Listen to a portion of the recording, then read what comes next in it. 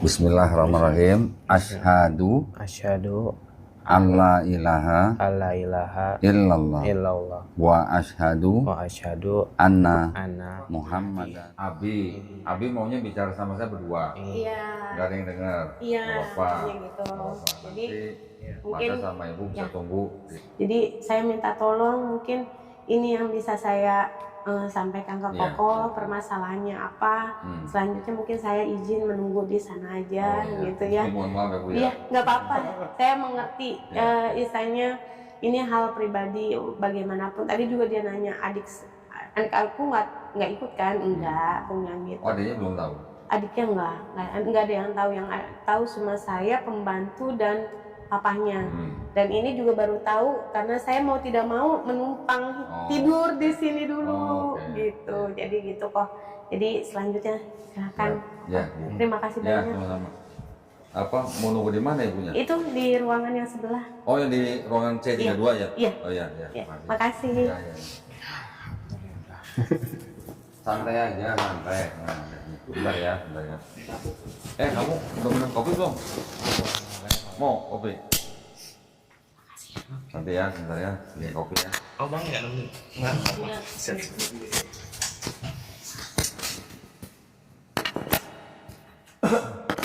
Sok minta kopi sok.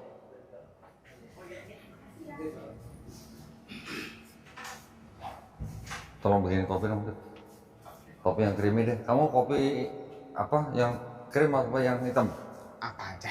Oh ya, jangan apa aja. Bingung dia ntar bikin. Oh ya udah, kopi hitam aja. Hitam. Iya. Oh yang krim ya? Hitam itu. Yang hitam. Jadi kamu ngerokok, Bi? Kamu ngerokok? Iya, cuman udah berhenti karena mahal. Oh karena mahal berhenti. Iya. Oh aduh, ntar kalau dikasih mau ngerokok lagi ntar deh.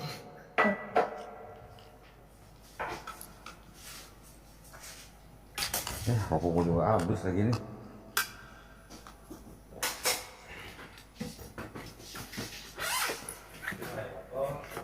Hah? Apanya habis? Apaan? Kopinya habis?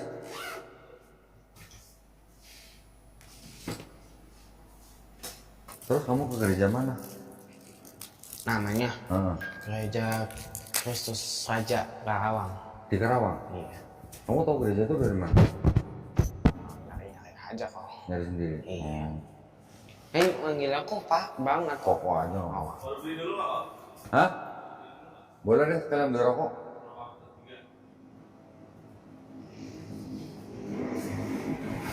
Nah, ini apa? Gua Kamel sama Ziga. Ziga teh kan? Iya. Ambilnya yang kuning, yang putih.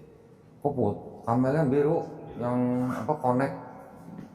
Yang purple, biru yang purple. Apa yang connect?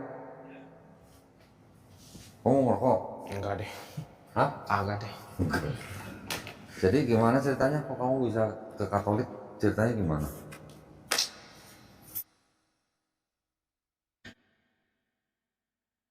Sering yang ulang-ulang lagi. Yang nanya siapa aja sih? Ya orang-orang, ya mamah juga, terus sama Ma, kamu tertarik sendiri ke Katolik atau ada yang ngajak? tertarik sendiri. Tertarik sendiri. Yang bikin kamu tertarik apanya? Apa ya? Mungkin gini,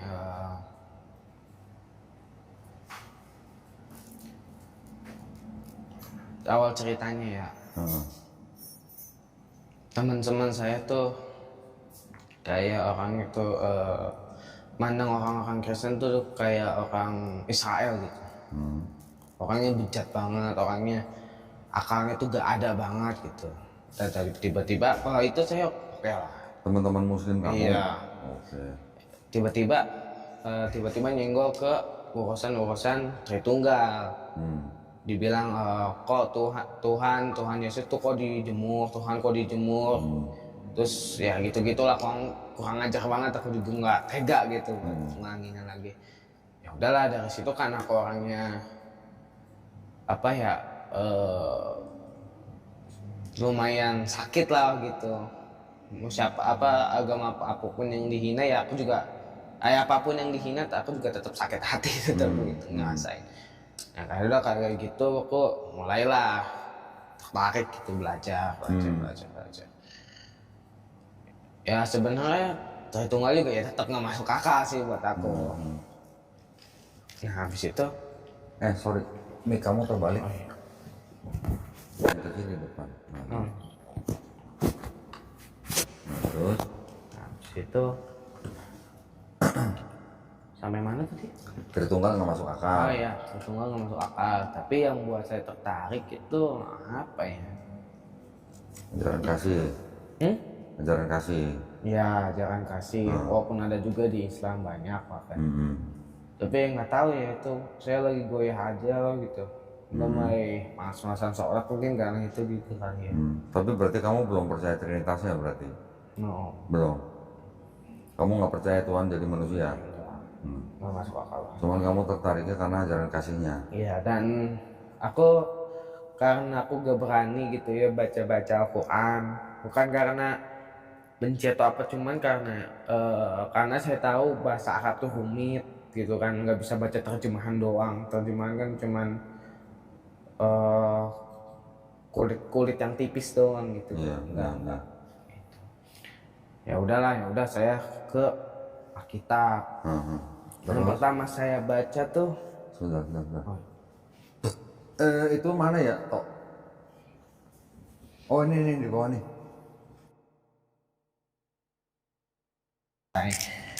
Saya kan tanya ke ChatGPT yang memuat kisah-kisah tentang Yesus itu apa aja gitu.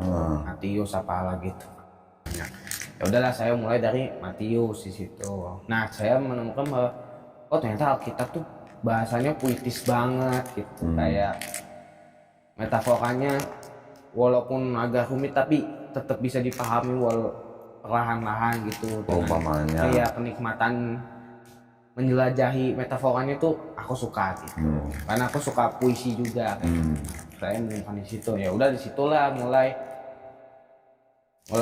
walaupun pas berdoa gitu kan, berdoa gini akal tuh kayak jangan berdoa, itu bukan Tuhan gitu. Di sini ngomong kayak gitu, tapi karena hati udah keklep gitu dengan pembelaan dari hati yang nggak masuk akal juga nggak bisa diterima, ya udahlah tetap di situ walaupun akal nolak gitu. Keren kamu masih punya bisikan begitu. Alhamdulillah. Terus sebenarnya kalau nggak ketahuan juga tetap nggak nerima sebenarnya. Tetap nggak nerima. Nggak nerima. Terus? Nggak di sini nggak nerima, tapi di sini mungkin udah mulai terbuka gitu sampai ke gereja dan lain-lain. Dan saya tuh waktu itu pembelaannya karena ini udah panas, dua-duanya panas saling berdebat gitu kan. Pembelaan satu-satunya hati saya tuh itu kan Tuhan, nggak masuk, mau bagaimanapun diargumenkan ya tetap nggak masuk akal. Itu objek yang nggak masuk akal gitu. Keren loh bisa mikir begitu. Nah gitu, ya alhamdulillah masih bisa mikir ya. Kalau enggak, tapi keren loh, anak seumur kamu bisa mikir begitu, keren. Nggak semua anak seumur kamu bisa mikir gitu. Habis itu ya tapi kan yang nggak masuk akal dari Tuhan itu satu-satunya cuman hakikatnya, bukan cuman esensinya doang yang masuk yang nggak bisa dinalar, tapi aksidennya bisa. Kayak konsep tauhid itu kan. Konsep tauhid di mana? Di Matius? No, Islam. Islam. Aku tetap menerima itu gitu. Loh, emang di Matius nggak tauhid? Oh nggak tahu sih. Tauhid. Oh iya. Di Matius juga ya? tauhid. Nanti makan dulu. Ntar aku bukain. Oke. Di Matius nggak pernah ngajarin Trinitas. Nah, ya di di Alkitab nggak ada kata Tritunggal. Nggak ada kata Tritunggal, nggak ada kata Trinitas, nggak ada. Ada ayat yang mengajarkan Trinitas. Nanti gua kasih lihat. Tapi itu ternyata ayat yang tidak asli. Nggak apa-apa, cerita dulu aja. Abi cerita dulu supaya saya bisa tahu, paham posisinya Abi sampai di mana, berisiko atau enggak, berbahaya atau enggak, nanti terserah Abi. Nanti saya bisa kasih jawabannya. Udah sih sampai situ, stop sampai situ sekarang mah. Oh gitu. Udah pernah diskusi sama pendeta belum? Rumit.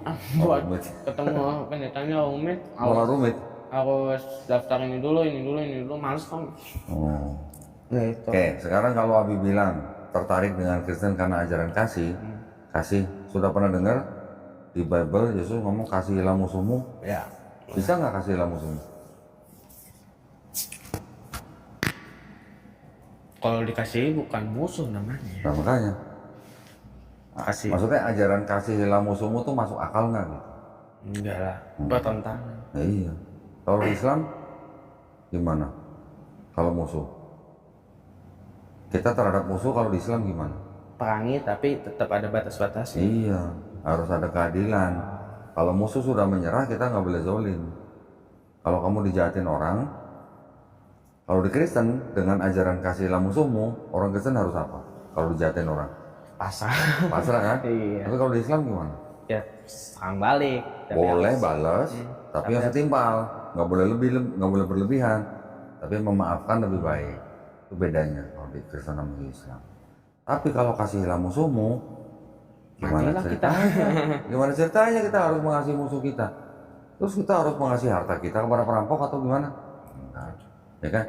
Kalau keluarga kita di misalnya ada saudara perempuan, adik kamu laki perempuan? Dua-duanya.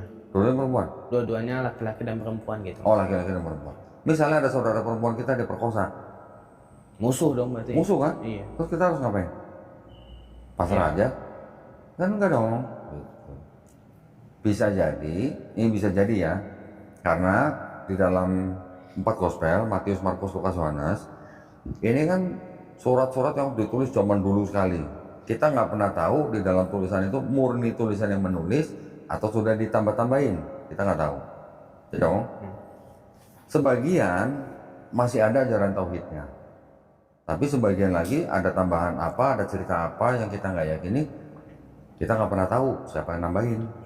Sekarang contoh, ini Abi bisa nangkep apa enggak nih? Semua bisa. Misalnya saya penjajah, misalnya saya Belanda nih, penjajah Belanda nih.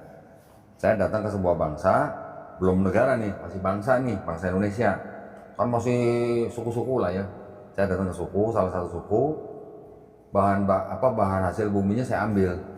Karena saya penjajah, hasil buminya saya ambil, terus saya kasih buku ke orang yang saya jajah, saya kasih buku, kasihilah musuhmu. Gimana? Musuhnya bangsa itu siapa? Penjajah kan? Nah, gimana ceritanya kalau hasil bumi saya ambil, tapi saya kasih buku, kasihilah musuhmu? Sama aja, jangan serang gua, jangan Nah serang iya, gua. nah iya itu maksudnya. Berarti bisa jadi kasihilah musuhmu tuh bisa jadi sisipan atau tambahan dari penguasa pada zaman itu. Siapa? Romawi. Dan bangsa Israel kan pada zaman itu kan dijajah sama Romawi. Ya Kalau kan? pakai agama aman. Nah, bisa jadi, ya ini kan hanya teori pemikiran. Bisa jadi orang Israel pada waktu itu dikasih buku, kasihilah musuhmu. Bener gak? Bisa jadi ya. Bisa jadi. Benar. Tuh.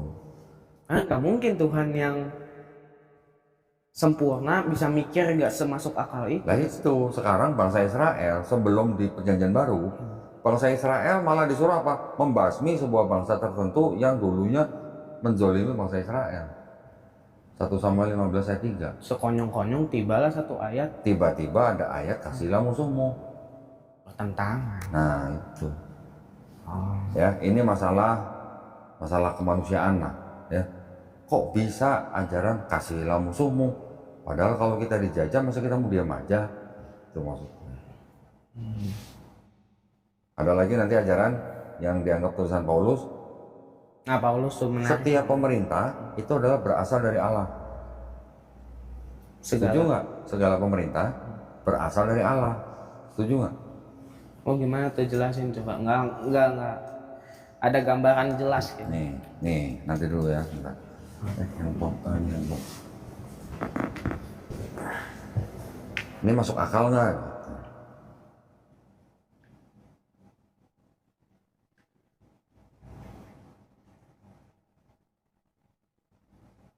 Betah nih saya di sini.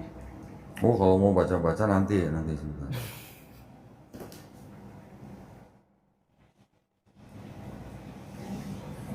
Saya lupa ininya.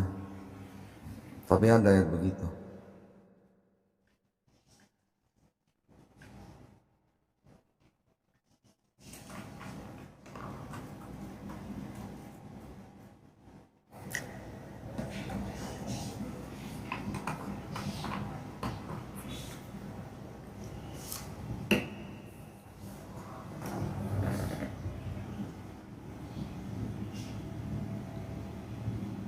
Ini ada di surat Roma.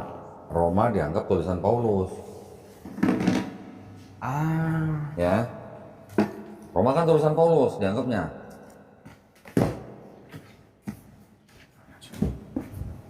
Roma berapa tuh? 13:1.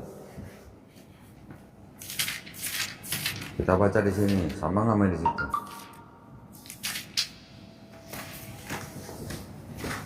Ayat berapa tuh? Oh, 31. Ayat 1.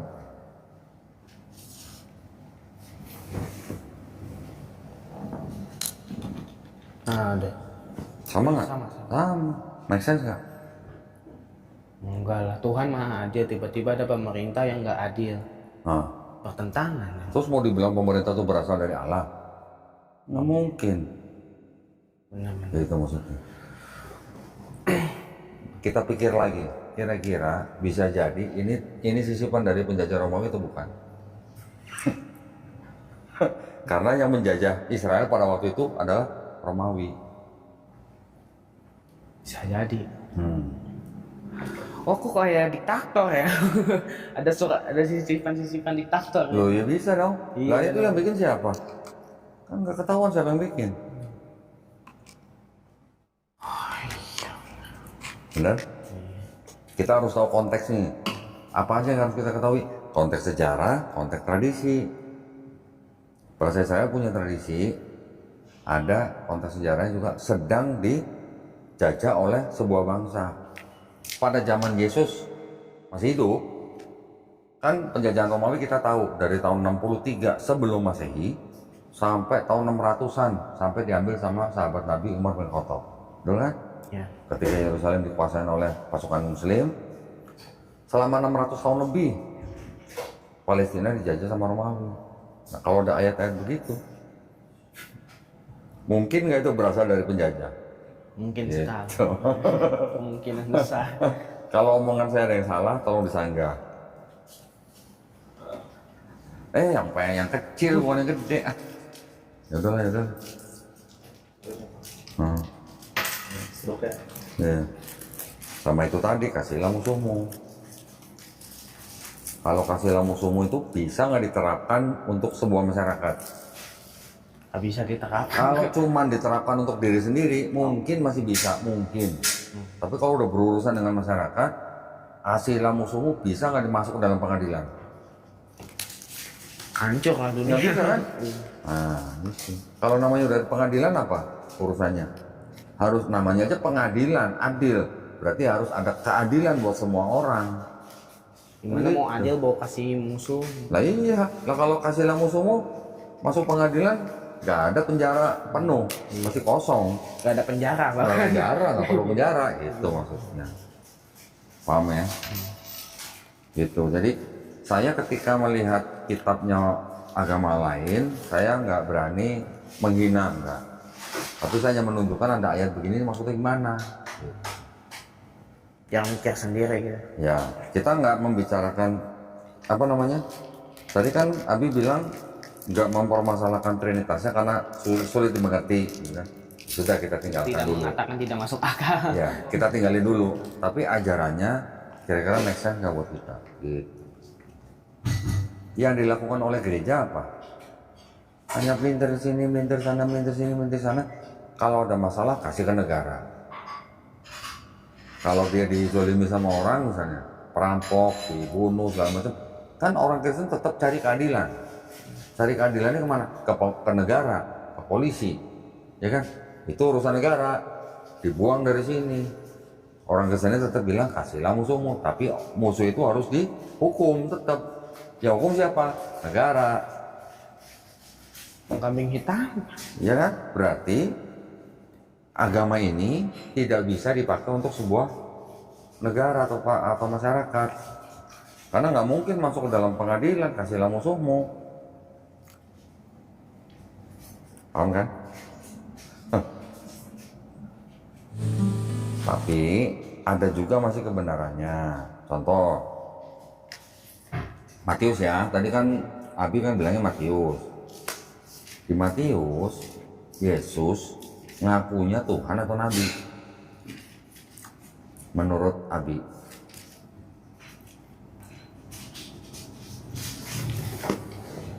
Ini judulnya apa? Yesus ditolak di Nazaret. Terus Yesus bilang begini.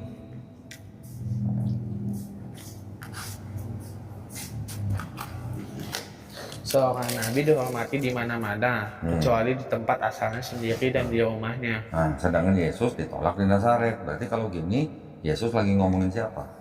Dirinya sendiri. Diri sendiri. Karena kan,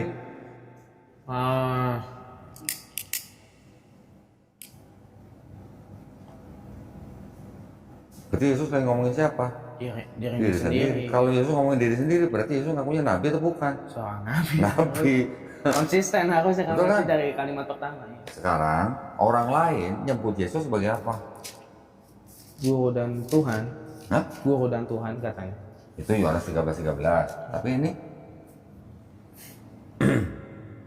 Inilah Nabi Yesus dari Nazaret di Galilea. Nabi Yesus. Orang banyak nyebut Yesus Nabi Yesus. Ya kan? Bukan Tuhan Yesus kan? Nah, kalau Abi bilang guru dan Tuhan, kan adanya di sini. Apakah ayat ini konsisten? Ini kan, kamu menyebut aku guru dan Tuhan. Dan katamu itu tepat sebab memang aku. Kasih lihat ini. Ada ini, ada ini. Banyak versinya ya? Banyak.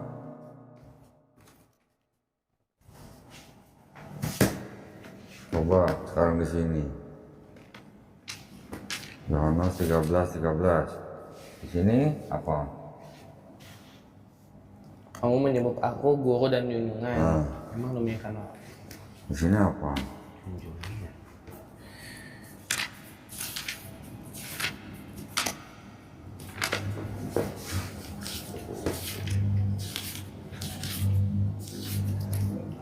Oh dan Tuhan, junjungan. Tuhan apa junjungan sama nggak? Enggak lah. Ini apa? Memanggil aku guru dan Tuhan. Tuhan sama Tuhan sama nggak? Enggak. Kenapa bisa jadi ada yang Tuhan, ada yang junjungan, ada yang Tuhan? Kayak typo ya jatuhnya. Bukan typo, sengaja. Oh. Sengaja.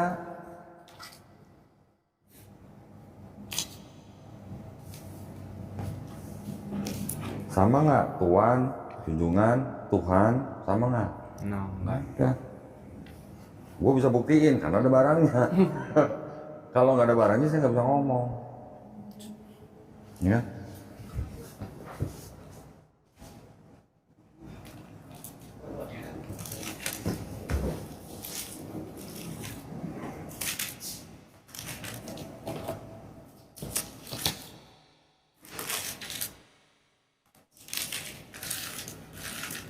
Enam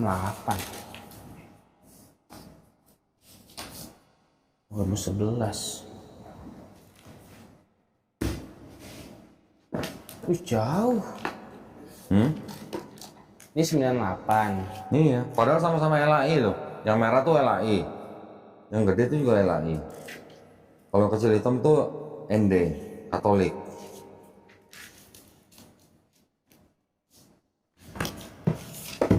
Kan Abi kan belajar Katolik kan? Ya. Ini kita Katolik nih. Ya. Dari sini aja kita bisa ngelihat nih. Bisa diandelin nggak nih kitab ini gitu. Contohnya begini. Bisa dikit ya.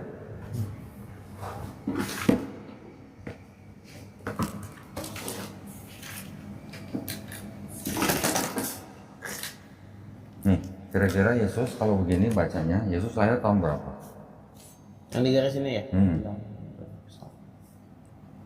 9 tahun. Tahun berapa nih? Mana sih? 6. 6 Sebelum Masehi. Masehi. Ya, kan Masehi di sini nih. Iya. Sesudah Masehi, sebelum Oh, Masehi. Ya. Yesus akhir jadi ke sana gitu. Oke, ini berbeda nulis sendiri nih. Yesus mungkin lahir tahun 6 sebelum Masehi. Oke. Sedangkan di di Lukas, Oke, 6 sebelum Masehi. Oke. catat ya, ingat-ingat ya. 6 sebelum Masehi. Catat ya. Ini kita berdasarkan sejarah aja nih. Lukas pasal 2. Tadi di sini Yesus pada zaman apa nih? Pada zaman siapa nih? Di sini nggak ditulis ya. Kita lihat di sini. Di Matius. Matius nih. Yesus lahir pada zaman siapa nih? Percobaan di padang bukan. Nah, ini kisah favorit. Nah, ini penyingkiran di Mesir. Berarti di sini Yesus lahir pada zaman siapa? Silakan dibaca. Yang 2 ya. Raja Herodes. Herodes. Nah, catat ya, Herodes Agung namanya.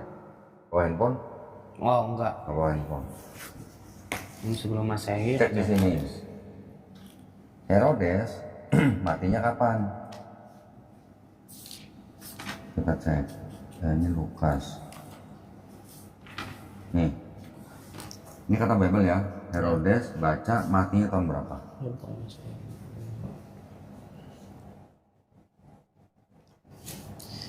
750 tarikh tuh apa? Tarikh itu penanggalan. Oh, tarikh Romawi. Tarikh Romawi. Berarti menurut Penanggalan Romawi. Terus jadi 4 tahun sebelum tahun 1 tarikh Masehi. nah, Masehi yang kita pakai sekarang tahun Masehi 2025. Di situ tulisnya apa? 4 tahun Sebelum Masehi. sebelum Masehi. Herodes yang mati nih. Iya. Berarti Yesus tadi lahir 6 sebelum Masehi. Herodes mati 4 sebelum Masehi kan? Heeh. Betul? Iya. Catat dulu nih ya. Bentar. Catat dulu. 6 sebelum Masehi. Yesus lahir pada zaman Herodes. Herodes matinya 4 sebelum Masehi. sebelum Masehi. Oke. Catat. Betul. Sekarang kita baca Lukas. Ini kan Matius. Sekarang kita baca Lukas. Lukas 2. Baca di sini, Yesus lahir pada zaman siapa? Kalau buat menghadap, Nah, kamu catat tuh. biar nggak lupa. Bentar ya. Yesus lahir 6 sebelum Masehi.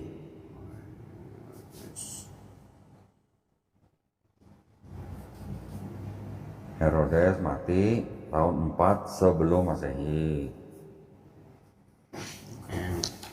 Udah? Enggak.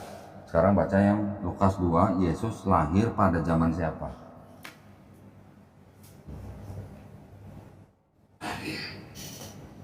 Kaisar Agustus Terus pemerintah menyuruh pendaftaran semua orang di seluruh dunia.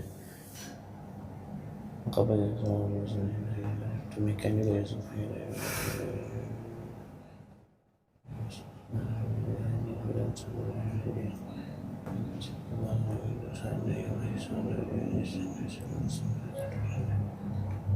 Udah ini.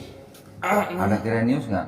Oh iya, Kirenius. Nah, Menjadi wali jadi apa? negeri di Syria. Jadi wali negeri ya. Nah, kapan itu tahun berapa? Nah, nggak ditulis kan? Kita cari informasi di sini. Nih.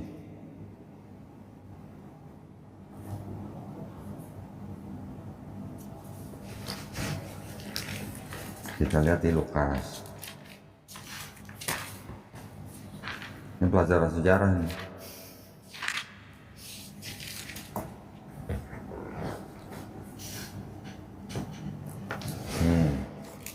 Lukas 2 nih, Lukas 2 kan, sama kan tadi kan Lukas 2 kan? Iya. Ini ada keterangannya. Tahun berapa Kirenius jadi wali negeri Syria?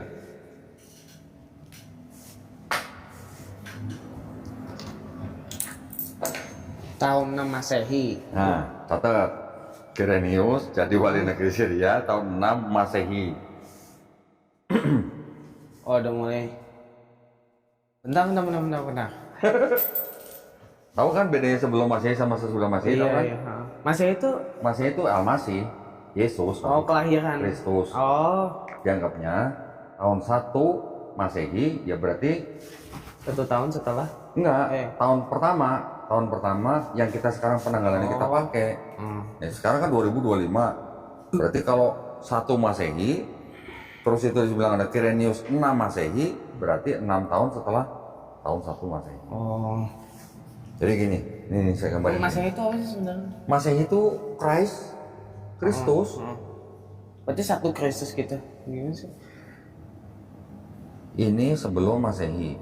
Ya, ke sana ke belakang. Sampai ke sini ini 1 Masehi. Oh. Jadi ke sini sampai di sini sekarang kita 2025. Sebelum Masehi, Masehi. Gitu. Oh, oke, Ya, paham. tadi kalau dibilang ini Yesus lahir 6 sebelum Masehi, berarti kira-kira kan di sini. Herodes mati 4 sebelum Masehi, berarti kira-kira di sini. Kalau wali kota Kirenius jadi wali kota 6 Masehi, berarti di Jauh sini. banget. Nah, berarti kalau dari 6 sebelum Masehi sama 6 Masehi beda jarak berapa tahun? Jauh yang pasti itu. 12 tahun kan? 6 tambah 6, 12. Tadi kan dikasih tahu bahwa tadi Yesus Yesus lahir 6 lahir sebelum Masehi. 6 sebelum Tiba-tiba Bunda Maria melahirkan seorang anak, berarti kan Yesus pas Jadi Kirenius gini, Masehi. ya kalau yang dua ini kan ada di Matius tadi kan? Iya. Yang ini di Lukas. Kalau Yesus lahir pada zaman Kirenius jadi wali negeri, sedangkan di sini tulisnya Kirenius jadi wali negeri Syria tahun 6 Masehi. Oh, saat dan Yesus berusia 12 tahun pada waktu itu. Ya, ini baca nih. Pada waktu itu Kaisar Agustus mengeluarkan surat perintah untuk membuat sensus penduduk di seluruh dunia. Inilah sensus yang pertama kali diadakan ketika Kirenius menjadi gubernur Syria. Maka pergilah semua orang mendaftarkan diri masing-masing di kota sendiri, dan Yusuf pun berangkat dari Nazaret di Galilea karena ia berasal dari keluarga dan keturunan Daud. Pergilah ia ke Yudea, ke kota Daud yang bernama Bethlehem, supaya didaftarkan bersama-sama dengan Maria tunangannya yang sedang mengandung. Ketika mereka di Bethlehem, tibalah waktunya bagi Maria untuk bersalin, dan ia melahirkan seorang anak laki-laki, anaknya sulung. Lalu ia membungkusnya dengan kain lapin dan membaringkannya dalam balungan, karena tidak ada tempat bagi mereka di rumah penginapan. Jadi Yesusnya lahir ketika diadakan sensus pada zaman Kirenius jadi wali negeri Syria atau gubernur. Oke, tapi ini apa nih? 12. Ini catatan Kirenius jadi wali negeri Syria tahun 6 Masehi. Tapi ini Yesus berusia 12 tahun pada waktu itu apa maksudnya? Nah, ini di sini. Kan ini setelah ini ada gembala-gembala terima kabar. Sampai di sini Yesus disunat dan diserahkan pada Tuhan. Di sini sampai di sini baru mereka orang tuanya kembali ke Nazaret. Nah, sampai di sini Yesus berusia 12 tahun. Itu. 12 tahunnya di sini. Bentar. Dan ketika menulisnya, kan mereka kembali ke Nazaret. Sebagaimana biasanya setiap tahun orang tua pergi ke Yerusalem untuk perayaan Paskah. Dan ketika Yesus telah berumur 12 tahun. Oke. Ya. Berarti setelah Yesus lahir di Bethlehem, orang tuanya bawa dia kembali ke Nazaret di Galilea. Setelah itu setiap tahun mereka pergi ke Yerusalem. Terakhir ceritanya ketika Yesus berusia 12 tahun. Oke. Oke. Berarti catat. Yesus lahir 6 sebelum Masehi di Matius. Ya. Sedangkan yang di Lukas, Yesus lahir 6 Masehi ketika Kirenius jadi gubernur. Tantangan. Ada jarak berapa? 6 sebelum Masehi, 6 Masehi, 6 tahun, 6 tahun, 12 tahun jaraknya. Berarti ada berapa Yesus di Matius dan Lukas? Waduh. Nah, loh. Berarti bukan Tritunggal itu namanya. Nggak usah ngomongin Tritunggal dulu lah. Ngomongin sejarah kelahiran Yesus saja udah salah. Antara Matius dan Lukas beda 12 tahun. Benar? Yang ngomong ini loh, bukan gua loh. Dia susah mau disalahin sama Gimana mau nyalahin? Yang ngomong ini. dari kalangan sendiri ya. Kalau gereja bilangnya apa? Paling Lukas salah mencatat tanggal. Kalau salah mencatat tanggal, apakah bisa disebut ini firman Tuhan? Nih, gua kasih tahu nih. Jangan. Lukas apa? Lukas khilaf sebagai juga. Lukas tuh rasul. Lukas itu dianggapnya dalam tradisi Kristen dianggapnya sebagai tabibnya Paulus dan teman seperjalanan Paulus. Tradisi Kristen mengatakan surat Lukas ditulis oleh orang bernama Lukas yang merupakan tabib dan teman seperjalanan Paulus. Oke. Berarti kayak sahabat-sahabat Nabi gitu. Ya, tapi Lukas nggak pernah ketemu Yesus. Oh. Lukas itu tabibnya Paulus dan teman seperjalanan Paulus. Nggak pernah ketemu Yesus. Dia Paulus tuh kok rasulnya. Paulus itu adalah awalnya dia adalah sebenarnya juga orang Yahudi juga. Dia dia dari suku Benyamin, tapi ibunya dari Tarsus. Dia mengaku bahwa dia adalah orang Ibrani asli. Dia adalah mengaku pengikut Taurat tanpa cacat. Dan dia awalnya sebelum bertobat, dia adalah orang yang menzolimi pengikut Yesus. Ditangkap, dibunuh, dipenjara. Awalnya dia bilang begitu. Ada di mana? Sini. Filipi pasal 3 ayat 5 dan 6. 5 dan 6.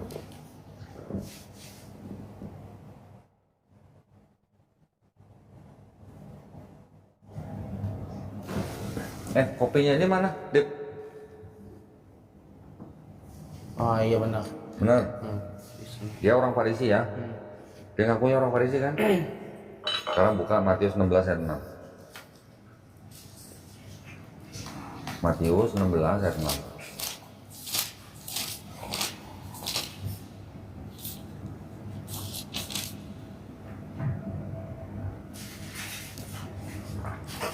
Iya.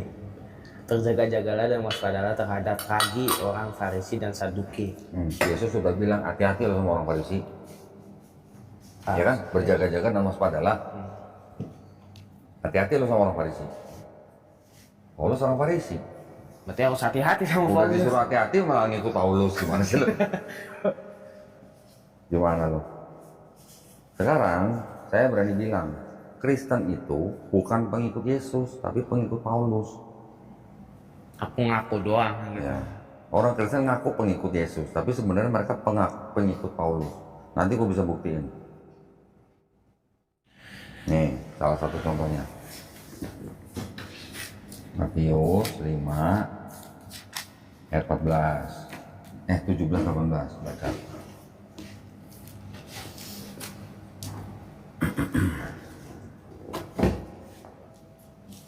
Baca dong.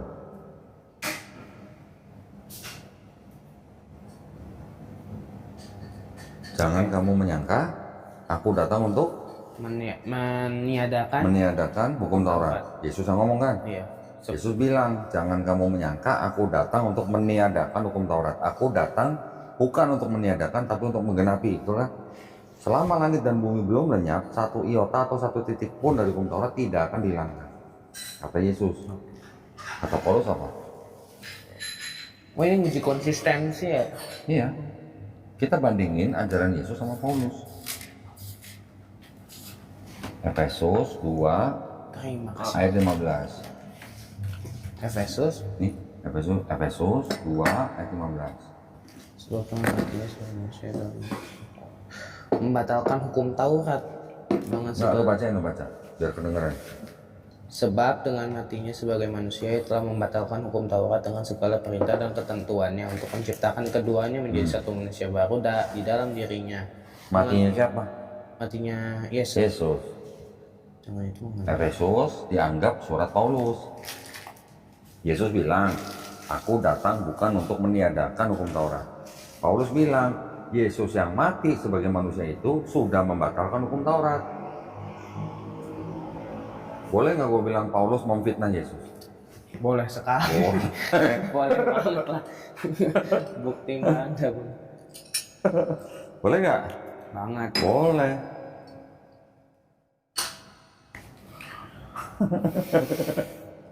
Sekarang gue kasih tau lagi bedanya. Kata Paulus, ya kata Paulus nih. Roma kan tulisannya Paulus. Roma 5:12. Baca. 15. 12. Oh, sebab itu sama seperti dosa telah masuk. Baca dong, biar ada suaranya. Sebab itu sama seperti dosa telah masuk ke dalam dunia oleh satu orang. Siapa satu orang itu?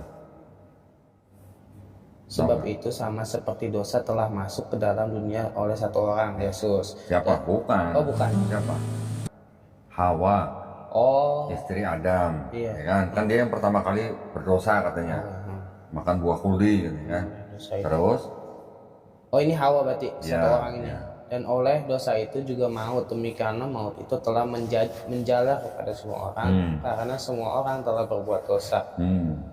Jadi karena dosa Hawa ini, semua keturunan Adam sudah buat dosa. Pernah dengar kan dosa waris? Pernah. Dosa waris kan, pernah kan? Sedangkan kata Yesus gimana? Kata Yesus, Matius 18 ayat 3, siapa yang terbesar di dalam kerajaan surga?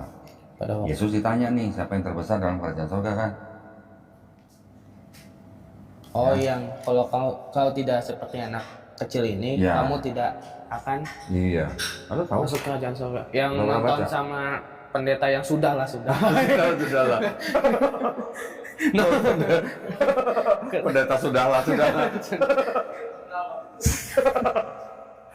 Apa katanya? Kata Yesus ini apa? Kalau kamu tidak seperti anak Enggak, kecil. bukan. Baca. Kalau kamu Sesungguhnya jika kamu tidak bertobat dan menjadi seperti anak kecil ini, kamu tidak akan masuk ke dalam kerajaan surga. Yesus bilang kalau lu nggak bertobat, lu nggak masuk surga. Kata Yesus. Sama nggak sama yang Paulus tadi? Yang mana? Yang tadi Roma 5:12. Sebab karena dosa satu orang itu, semua keturunan Adam sudah punya dosa. Jadi kata Paulus apa lagi? Di Roma 10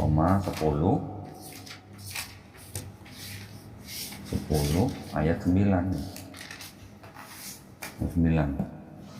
Sebab jika kamu mengaku dengan mulutmu bahwa Yesus adalah Tuhan dan percaya dalam hatimu bahwa Allah telah membangkitkan dia dari antara orang mati, maka kamu akan diselamatkan. Jadi ajaran Paulus, kalau lu nggak ngaku Yesus sebagai Tuhan dan Juru Selamat, yang sudah dibangkitkan dari orang mati, kamu nggak selamat. Berarti dengan kata lain kan Paulus ngajarin orang Kristen supaya percaya bahwa Yesus yang mati, yang sudah dibangkitkan sebagai Tuhan, baru selamat, kan gitu. Sedangkan Yesus bilangnya kalau lu mau masuk surga, caranya gimana? Tobat, cuma tobat doang. Berarti akibatnya kalau ngomong kayak gitu, berarti orang kalau udah tobat tapi nggak ngakuin Yesus Tuhan, berarti sia-sia dong tobatnya. Nah, sekarang gini, gua tanya. Yang Yesus bilang di sini, kalau lu nggak tobat, lu nggak masuk surga. Anggap aja ada orang dengar Yesus ngomong begini nih. Yesus Terus kan dia ngomong ke tobat. muridnya nih. Terus dia tobat, terus dia mati, masuk surga nggak? Dengan rumus seperti itu. Oh iya, bertentangan ini. Kalau pakai rumusnya Yesus, kalau orang itu tobat, Masuk surga. terus dia mati, ya masuk surga lah. Iya. Tapi Yesusnya belum disalib. Oh iya, pas ngomong ini belum disalib. Ya belum dong, belum disalib. Iya. Kecuali kalau Yesusnya lagi begini, ada orang lewat, Yesusnya bilang, lu kalau nggak percaya gua Tuhan udah mati nih, lu nggak selamat, itu lain cerita. Yesusnya ngomong, kalau lu nggak tobat, lu nggak masuk surga. Ada orang lewat, denger, tobat, mati. Yesusnya belum disalib, jadi orang itu yang masuk surga. Pelan dong berarti kalau Yesus. Berarti Yesusnya sebenarnya perlu nggak disalib buat tembus dosa? Enggak. Nggak perlu. Ya, tobat aja. Tobat aja. Aduh, nasib orang kudus di sini gimana? Dia nonton tuh banyak. Orang Kudus, yang orang Pati tersinggung kemarin tuh. Aduh. Yang orang Semarang apalagi? Udah bener sebenarnya kalau tinggal dipoles aja. Enggak, ini ada semacam kayak mungkin teman-temannya dia ngebully orang Kristen atau Katolik, disamain sama orang Israel. Iya. Itu yang salah. Itu orang Islam yang begitu berarti mereka nggak tahu konteks. Salah itu. Salah. Kita juga harus pada proporsional lah. Ya. Memang banyak orang Kristen di Indonesia membela negara Israel. Itu memang benar. Itu memang salah kalau menurut ukuran kemanusiaan. Untuk membela orang-orang Muslim di Gaza tidak perlu agama apapun. untuk kemanusiaan aja. Sedangkan Paus saja membela kan, mendukung kan supaya orang-orang Islam di Gaza kan juga tidak dibunuh-bunuhin. Paulus saja menentang pembunuhan orang Islam di Gaza. Kenapa orang Kristen di sini malah belain Israel? Gitu. Orang Islam di Indonesia yang menganggap orang Protestan dan Katolik sebagai apa? Orang Israel gitu, nggak tepat, kurang tepat. Itu salah. Tapi jangan karena gitu terus lu jadi kehilangan iman dong. Iya nih. Sayang Nggak dong. nyambung. Yang salah orang kenapa lu Tiba-tiba. gak ada iman lu? Jangan gitu. Ya kalau teman-teman lu begitu, lu jangan berteman lagi sama mereka. Atau kalau lu bisa nasehatin, lu bisa kasih pengertian, lu bisa menjelaskan, syukur-syukur mereka terima. Kalau nggak terima ya udah tinggalin. Harusnya gitu, Bi. Kalau tiba-tiba tuh lu malah melarikan diri dengan membuang iman Islam terus mempelajari Aneh, itu nggak ini nyambung. sampai minta dibaptis, aduh sayang banget. Otak lu pinter, Gua doang. malah mau dikorbanin buat begituan doang. Sayang. Baca begini aja kan jelas sebenarnya. Cuman kan kalau di gereja kan di cover dengan segala macam omongan Seolah-olah benar. Seolah-olah benar. Gitu. So, berarti kalau baca Alkitab tuh butuh ingatan yang kuat. Dan butuh tahu konteks. Oh. Nggak cuma bacanya doang, harus tahu konteksnya apa. Nah, orang di gereja kan dibacain sama pendetanya. Kalau di Katolik baca sendiri nggak? Baca sendiri. Baca Bible sendiri nggak di gereja? Oh, kurang tahu. Kan dibacain sama pendetanya. Sama Oh romonya, iya. ya kan? Pas Ekaristi ya? Ya kan? Dibacain, iya benar. Ya mungkin ada orang Katolik, orang Protestan yang baca di rumah ada. Tapi kan mereka kan sudah menerima doktrin-doktrin dari gereja. Orang Kristen hanya bisa selamat kalau mengaku dengan mulutnya bahwa Yesus adalah Tuhan dan Juru Selamat yang telah dibangkitkan dari orang mati supaya orang Kristen selamat. Itu doktrinnya Paulus. Berarti kan orang Kristen sebenarnya bukan pengikut Yesus, Paulisten. tapi pengikut. Benar kata Koni, Bu Koni. Ibu Koni nyebut orang Kristen itu Paulinisten. Itu. Nah, Yesus sendiri bertentangan ke sama ajarannya Taurat? Enggak. Enggak. Nih, nah. Ini bilangnya kan bertobat ya. Kita buka Yesaya nih. Ini ajarannya Nabi Yesaya. Judulnya apa nih? Bertobat lebih baik dari mempersembahkan korban. Nah, baca ini, yang merah.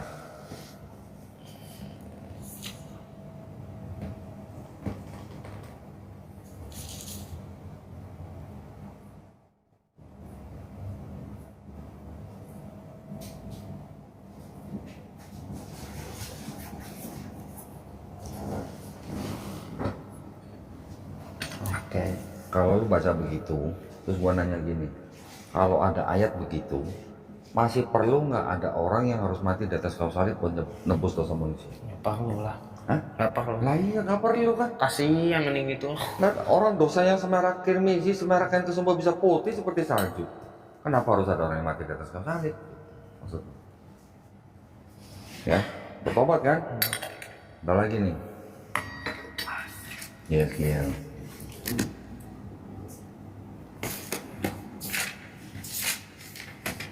Belas, 20 dan 21.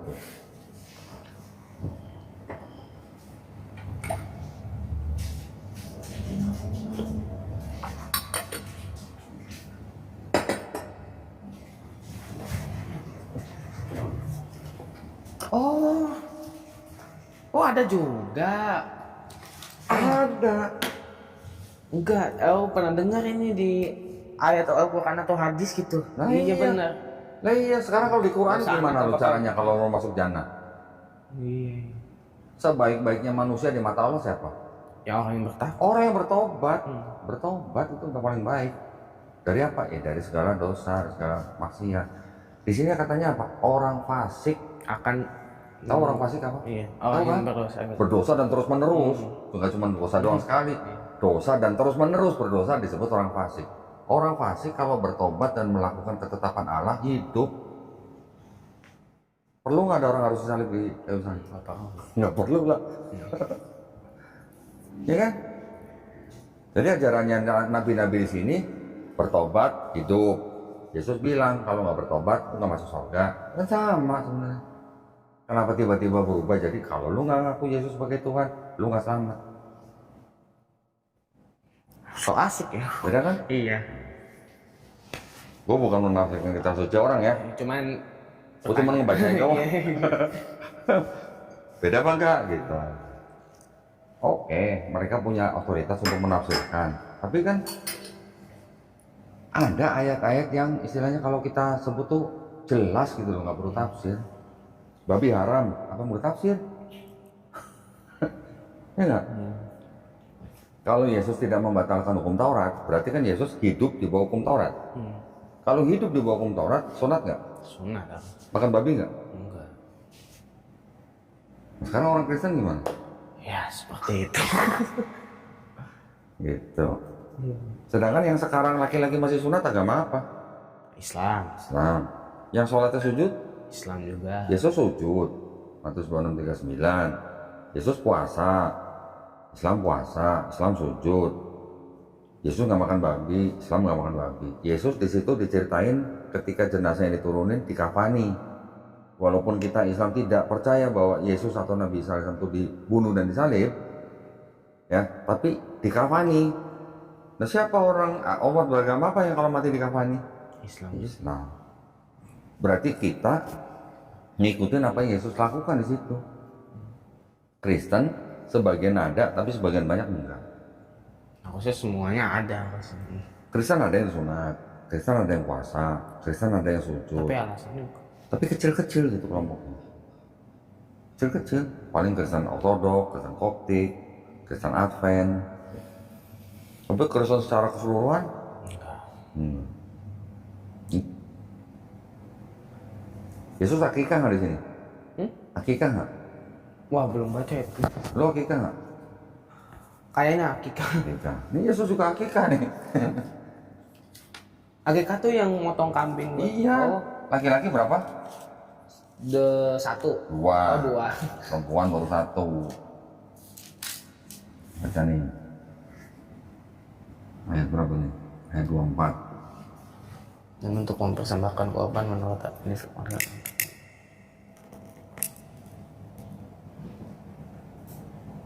Sepasang apa tuh? Burung terukur, Terukur. atau 2 ekor. Itu kan berarti kan akikah. Oh.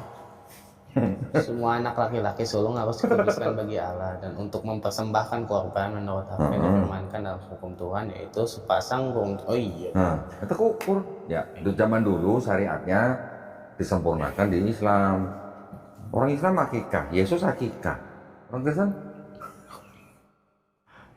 Malam-malam mingguan. Nah. malam mingguan.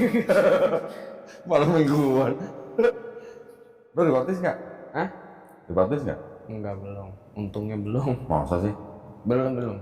Enggak di Islam, enggak di Islam. Di Islam pernah dibaptis nggak? Waktu di Islam? Di Islam pernah dibaptis. Iya, pernah.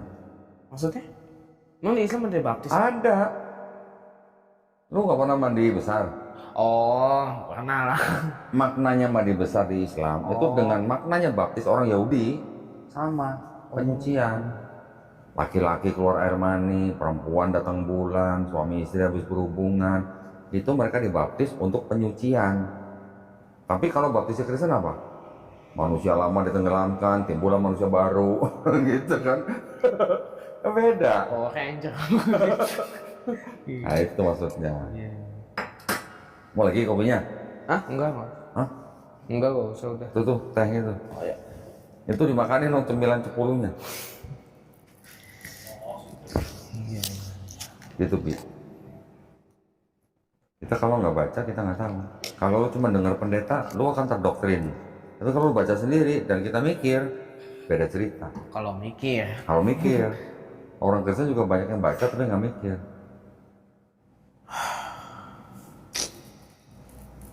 ada untungnya berarti waktu itu nggak dibaptis berarti.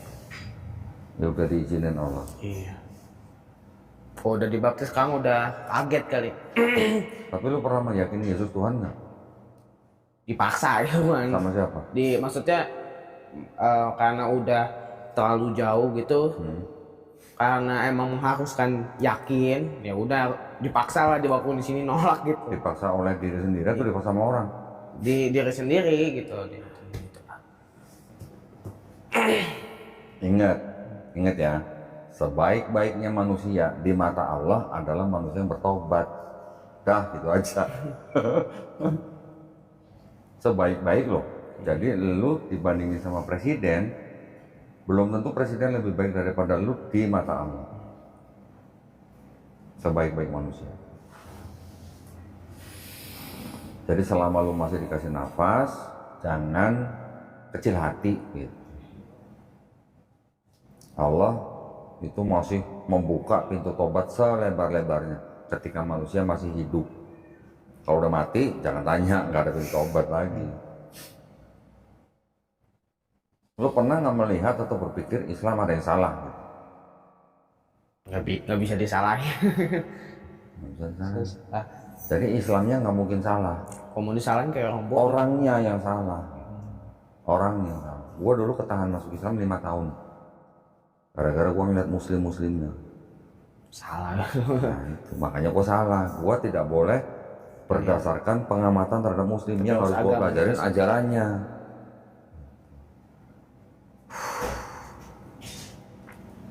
Ada mau tanya? Gak tahu kemananya apa lagi. Ya udah jelas ya. Sekarang gua kasih tahu ya, supaya lu mantap ya. Di dalam seluruh Bible tidak ada ayat yang mengajarkan konsep Trinitas kecuali cuma satu. Ayat yang tadi di awal disebutin. Bukan ini kok belum sebutin. Ini pokoknya di dalam satu Bible ini cuman ada satu ayat yang mengajarkan konsep Trinitas. Trinitas apa? Bapa, Firman, Roh Kudus, dan ketiganya satu. Ya kan? Terserah lo mau ngerti nggak ngerti, pokoknya ada Bapa, Firman, Roh Kudus, dan ketiganya satu. Iya. Kan ini Trinitas. Bukan 3 Tuhan tapi 1 Tuhan. Ya kan? Siap. Terserah lo mau ngerti nggak ngerti, gua nggak peduli. Yang penting konsepnya begini, ya kan? Ya. Ada di sini nggak? Ada, cuma satu ayat. Nih maksudnya 1 Yohanes 5 ayat 7 dan 8. Baca.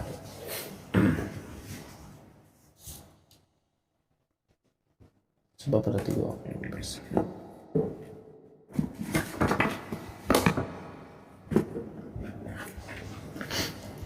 Oh iya, sebab ada 3 yang memberi kesaksian di dalam surga, Bapa, Firman, Roh Kudus, dan ketiganya adalah satu. Itu ajaran Trinitas.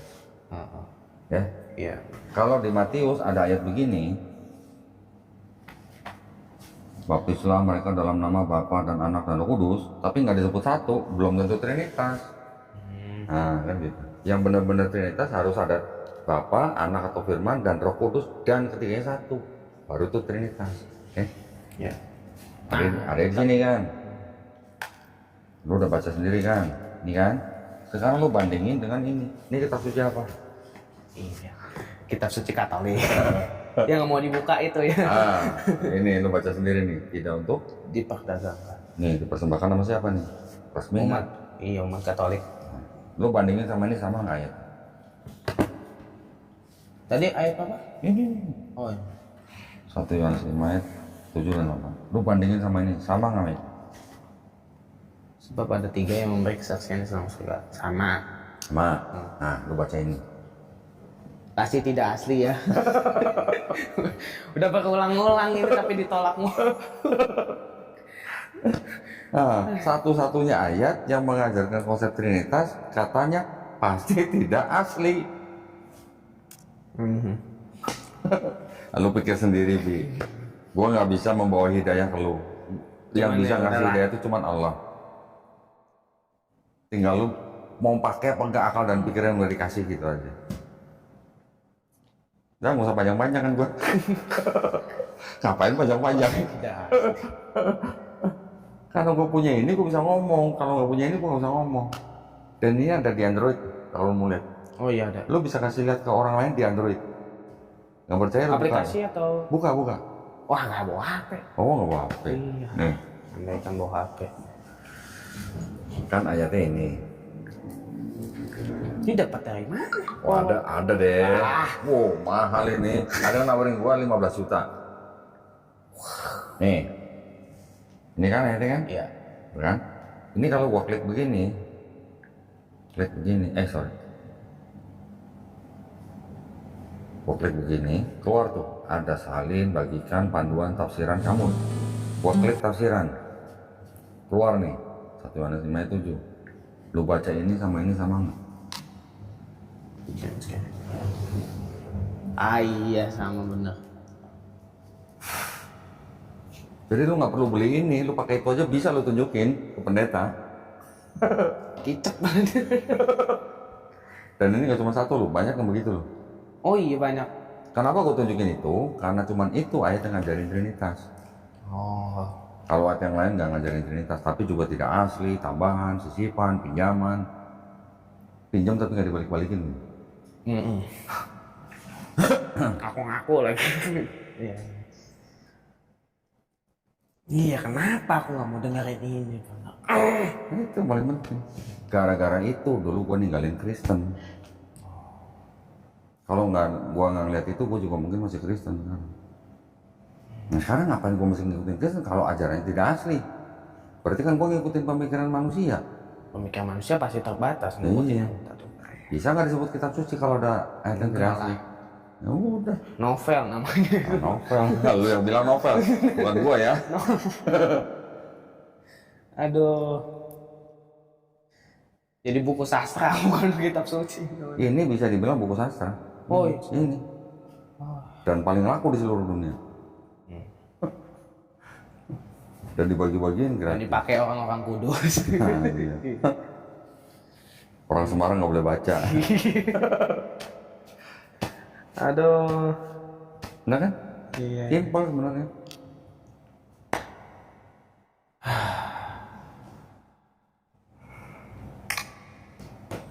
Kalau lu udah pernah meyakini Yesus Tuhan, bisa dikatakan lu udah pernah murtad. Tapi jangan khawatir, Allah Maha Pengampun.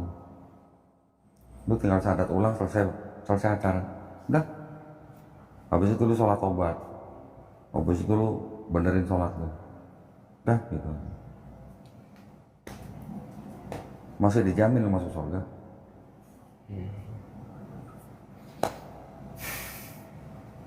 Gak usah macam-macam ini, nah ini, udah. Yang penting gua tobat, gua gak akan ngulangin lagi. Gua sholat yang bener, gua takwa, udah selesai. Ingat, sebaik-baiknya manusia di mata Allah adalah yang bertobat. Kan?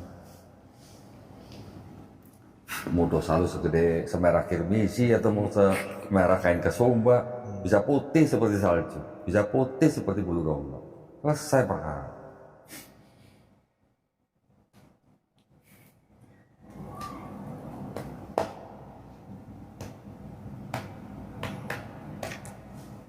Wow. Loh, sekarang lu bisa mikir nggak, pendeta, seorang pendeta, masa dibacain ini nggak mau? Kayak jin ibrit mau dibacain Yasin. Coba. Oh, apa tuh saya nggak mau baca tuh, sesat itu katanya. Pemikiran dia. Pemikiran dia. Ya sama aja lu juga mikir. Dasarkan apa? Oh, diajarkan Roh Kudus. 3 abad pertama tidak ada orang Kristen bahas Roh Kudus. Baru abad keempat orang baru mikirin Roh Kudus. Ada no bukunya, ini yang kuning. Yang kuning banget. Ini nih yang kuning tebel, agak tebel. Oh, Early Christian Doctrines. Oh. Wow. Oh, ada Ahmed Didat juga. Oh, ada dong. Tuh buku yang dibaca Ahmed Didat yang bawah tuh. Isharul Haq. Gara-gara baca buku itu, Ahmed Didat bisa jadi dai. Seru tuh baca itu. Cuman tebel. Apa-apa kalau buku tebal tapi seru bagus. Iya. Nggak bosan bacanya. Ngomongin apa lagi? Ya udah begini mau apa lagi? Ini Iya, pamungkas ini udah iya. begini. Udah. Ada anak muda datang ke sini. Nanya ini. Terus terakhirnya udah ngomong berapa jam, pulang. Terus itu ngomongin lagi, pengen diskusi lagi, datang lagi. Begitu sampai sini ngomong sejam, langsung gua tembak ini. Oke ya, sekarang saya kasih pamungkas ya, saya bilang gitu. Apa tuh? Kok bukan ini. Begitu dia baca bengong. Hah? Saya nggak pernah baca yang begini gitu. Bener-bener ini pamungkas gitu. Karena ini udah intinya semua. Intinya. Rajanya udah mati di situ. Skater. Iya, udah. Aduh. Ya udah mau diapain lagi udah begitu.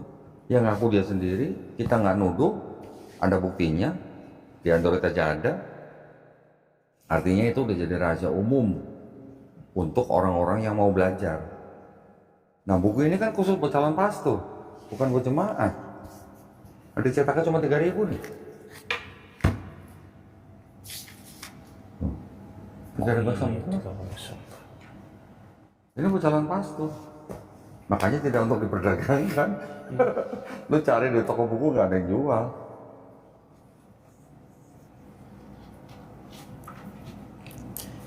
Aduh.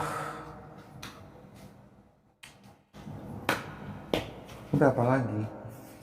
Lu dikasih otak, dikasih akal, dikasih pikiran. Kalau lu nggak pakai, ya itu nanti lu tanggung sendiri akibatnya. Kita dikasih kehendak bebas, tapi kan kita dikasih akal juga untuk menentukan kehendak kita berdasarkan akal. Kalau lu menentukan kehendak bebas berdasarkan perasaan, buat apa akal lu gitu? Jadi sampah dong. Iya kan?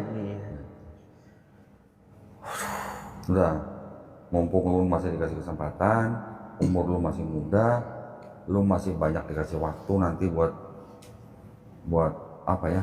Buat beribadah. Nah, lu mending umur 15 tahun udah bisa dapet kayak begini, bisa udah pakai akal pikiran. Gua umur 40 tahun masih kafir aja. Alhamdulillah. Ya kan? Lu harus banyak bersyukur, masih muda. Gua aja masih bersyukur karena gua masih dikasih kesempatan jadi muslim. Kalau lu mati dan bukan dalam keadaan Islam, Mati ya. udah nggak ada kesempatan lagi.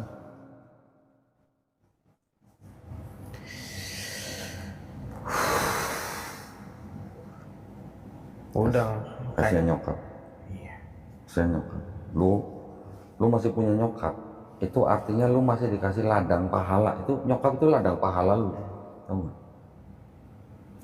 Ladang pahala lu. Lu ngerawat nyokap, lu nyenengi nyokap, lu perhatiin nyokap, lu sayang nyokap. Itu pahala lu. Bekal buat lu ntar sono. Paling gede lu kalau ngerawat nyokap dibanding lu ngasih pengemis. Nyokap lebih gede pahalanya. Di Islam diajarin apa? Hormatilah siapa? Untuk Ibumu. Pertama ibumu. ibumu. Nah, ibumu baru ayahmu. Gila lu, dia yang mengandung kita, dia melahirkan kita, resikonya nyawa, dia membesarkan kita. Itu perintah Allah. Allah kasih ayat di Quran. Walaupun orang tua kita beda keyakinan, kalau kita ini orang beriman, orang tua nyuruh kita aja nggak boleh jawab aja nggak boleh. Coba. Berarti kan Allah kan sangat-sangat menyuruh kita untuk menghormati orang tua kita, walaupun beda keyakinan, apalagi yang sama-sama orang beriman. Itu jalan surga lu itu, jalan ninja lu itu.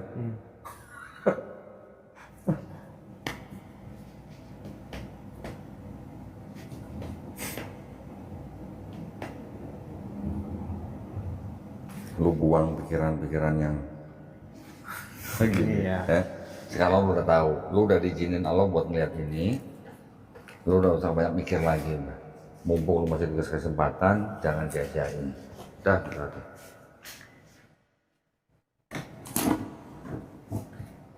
Orang mencari hidayah sampai jungkir balik, lu malah mau buang hidayah. Bener, gua jungkir balik lu cari hidayah.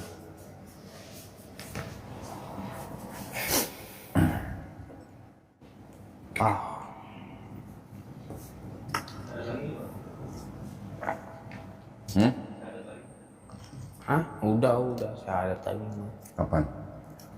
Waktu udah lama banget, berminggu-minggu yang lalu, bukan lama berarti, yang lumayan lama. Depan nyokap nggak? Depan nyokap nggak? Depan nyokap. Udah sadar. Iya. Dan menyesali itu masa-masa gelap. Masa-masa gelap. Iya tuh, ya Allah. Kok bisa sebodoh itu gitu? Ya alhamdulillah, berarti lu masih dikasih kesempatan sama Allah buat jadi orang beriman. Ketika Allah SWT mengizinkan orang untuk menjadi orang beriman, Allah akan membuat orang itu dadanya lapang untuk belajar Islam. Tapi ketika Allah SWT membiarkan orang tersesat, Allah akan menjadikan orang itu dadanya sesak dan sempit seperti mendaki langit. Lu bayangin ya, ayat itu turun kira-kira di abad ke-7 ya, tahun 600-an kan, sebelum Nabi wafat.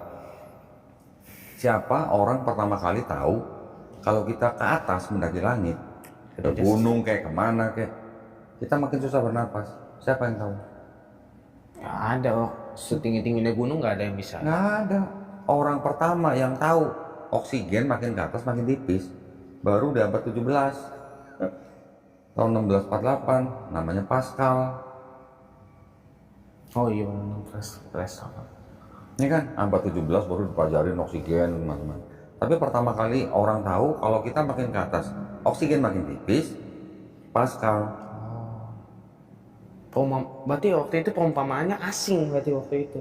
Bang, pas abad ke-7 berarti. Iya, orang Arab pada waktu itu baca ayat itu juga mungkin nggak tahu maksudnya apa nih kalau mendaki langit kok dadanya sesak. Siapa yang tahu kalau yang pernah ke atas dadanya bakal sesak nggak bisa napas?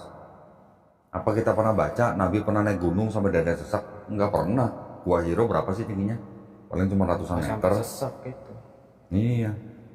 Orang sesak napas itu kalau udah ketinggian kira-kira 10.000 kaki, 15.000 kaki itu udah mulai susah napas. Orang Nepal masih bisa bertahan 15.000 kaki, tapi kalau udah 20.000, 25 udah susah napas.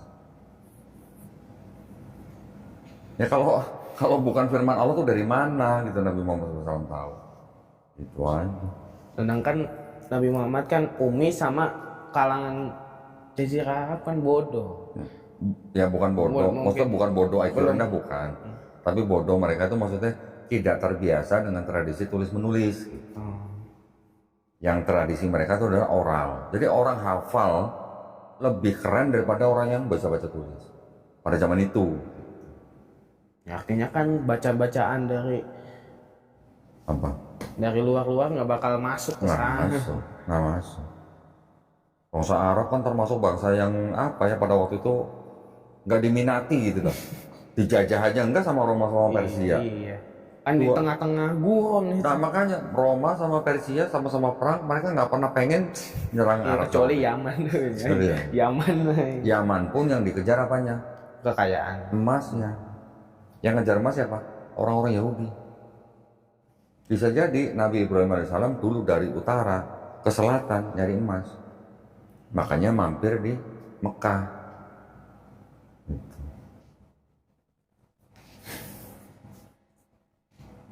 Lu kalau udah pegang iman, jaga yang kuat, jangan sampai lepas.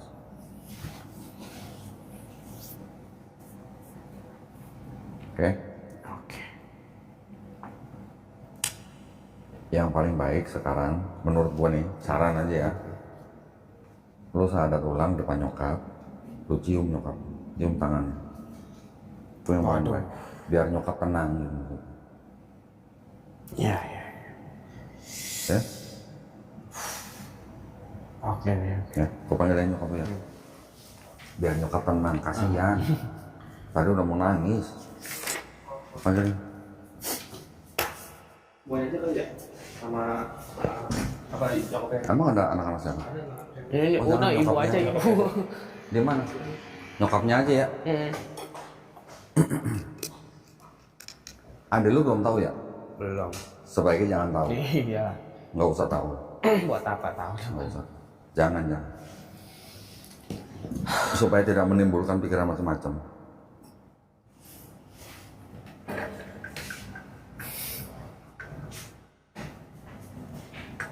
Nyokap itu, aduh, kalau masih punya nyokap itu, aduh, nyokap gua meninggal dalam keadaan kafir.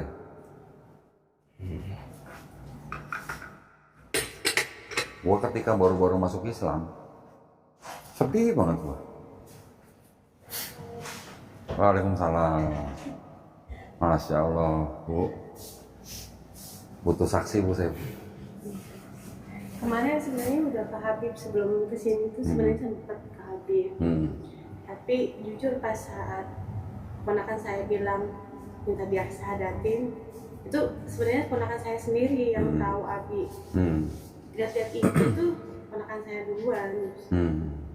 Pas saya istilahnya dia bilang nanti aku minta Habib sahadatin lagi. Nah pas habis sahadat itu dia suaranya pelan. Jadi saya nggak mau maksain dulu lah gitu dengan posisi dia belum tahu ilmunya ya gitu.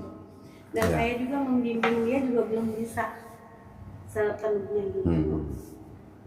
Dan sekarang Ibu saksiin ya. Bismillahirrahmanirrahim. Asyhadu Asyhadu alla ilaha alla ilaha illallah illallah wa asyhadu wa asyhadu anna anna Muhammadan Rasulullah. Aku bersaksi aku bersaksi tiada sesembahan tiada sesembahan yang hak selain Allah, dan aku bersaksi Nabi Muhammad adalah utusan Allah. Cium Ibu.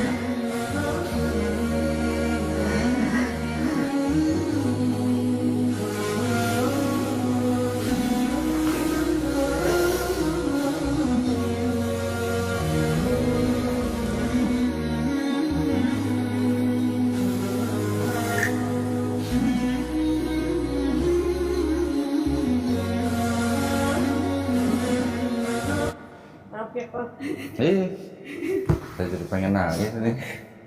Alhamdulillah. Bagaimanapun tetap aja saya punya rasa bersalah ya. Walaupun entah itu berpengaruh atau tidak sama Abi gitu dengan perpisahan orang tuanya gitu. Ya tetap saya mah selalu bilang maaf gitu. Anak-anak juga maaf, selalu bilang maaf. Jadi saya juga nggak apa ya, dengan dia baca filsafat, dengan dia seperti apa juga udah saya udah kasih nanti ada ujungnya gitu. Tapi ujungnya kan saya nggak tahu nih, nggak mau mendahului Allah juga gitu kan. Cuma ya sudah, saya mikirnya kayak saya aja gitu, misalnya tambah ilmu, belajar, oh ya tahu agamanya gitu. Cuma saat Abi sempat ngomong mama tuh tempatnya untuk mama aku, mama yang sayang ngurusin aku makan. Tapi kalau buat diskusi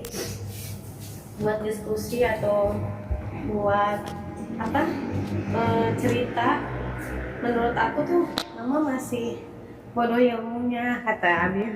Jadi saya ngerasa nggak sakit hati, nggak apa, memang harus belajar terus gitu kan gitu. Cuma saya kan dengan kayak gini, menurut saya ya Allah ini tinggi banget ujiannya kok gitu.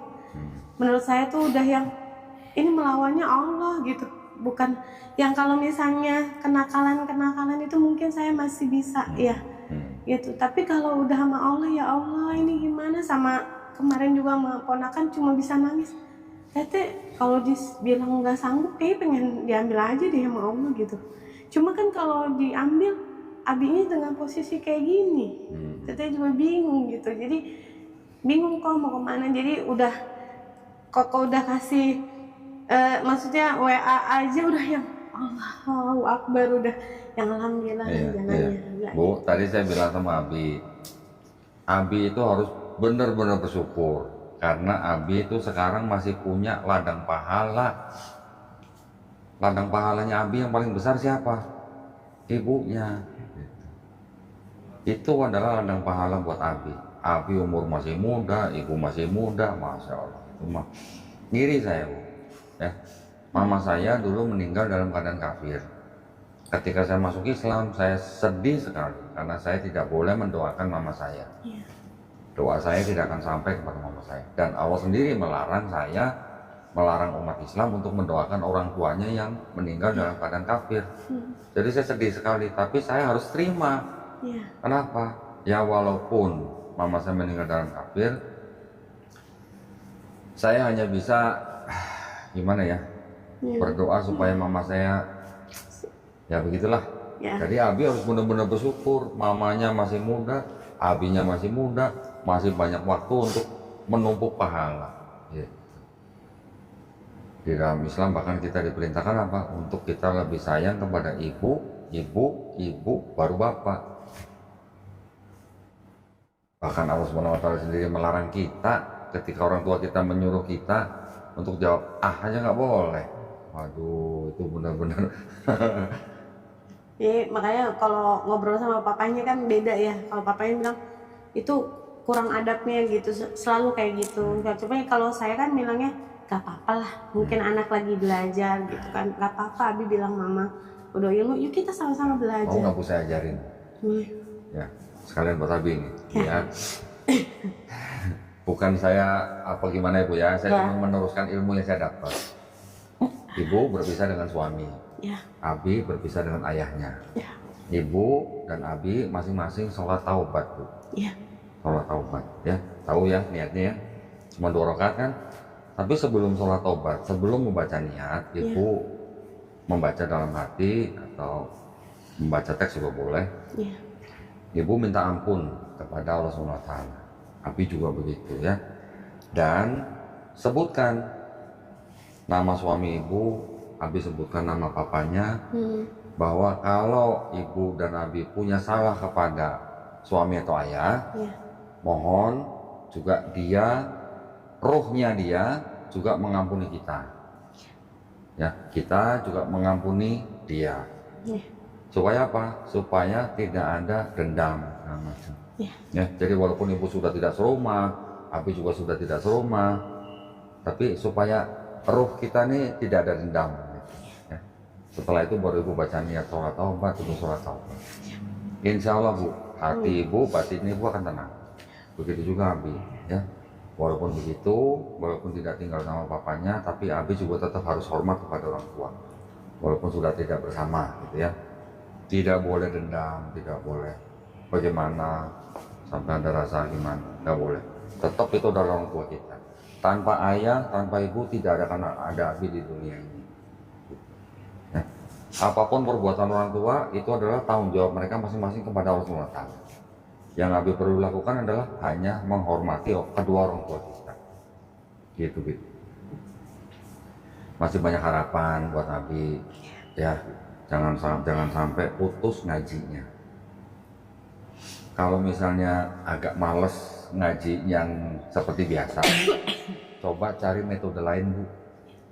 Ada metode rumah nun, ada metode apa kan ngaji kan? Nggak seperti yang mungkin yang buku Iqra 1, 2 sampai 6 gitu misalnya. Coba metode-metode lain yang bisa. Insya Allah, saya aja masih ngaji Bu. Ya, benar. Ya. Bener-bener Bi, kamu harus bener-bener bersyukur, kamu masih dikasih kesempatan sama Allah SWT. Dah, sekarang jangan mikir macam-macam, konsentrasi di situ. Ya. Cukup dengan 3 catatan ini aja kok Bu tadi. Mana tadi? Nah, ini 3 kalimat dia nyatet. Mudah-mudahan ini yang Abi ketahui nanti juga bisa Abi pakai untuk orang lain. Pasti bermanfaat. Bahkan saya punya buku yang tadi saya belum buka ke Abi nih. Saya sengaja beli buku ini. Apa nih? The Cambridge Ancient History. Hanya untuk membuktikan apa, Bi? Hanya untuk membuktikan bahwa Quirinius menjadi wali negeri Syria tahun 6 Masehi. Ada di sini. Cuman 1 kalimat saya beli nih. Ini kalau beli baru 6 juta Bu. 1 buku. Saya beli second. Dari luar negeri ini. Abi juga kalau masa buku itu Masya Allah deh gitu, sama kok gitu. Dia tuh baca buku, minat bukunya banyak, istilahnya tinggi gitu. Ya, makanya aku bilang, Abi mau baca buku apa aja boleh.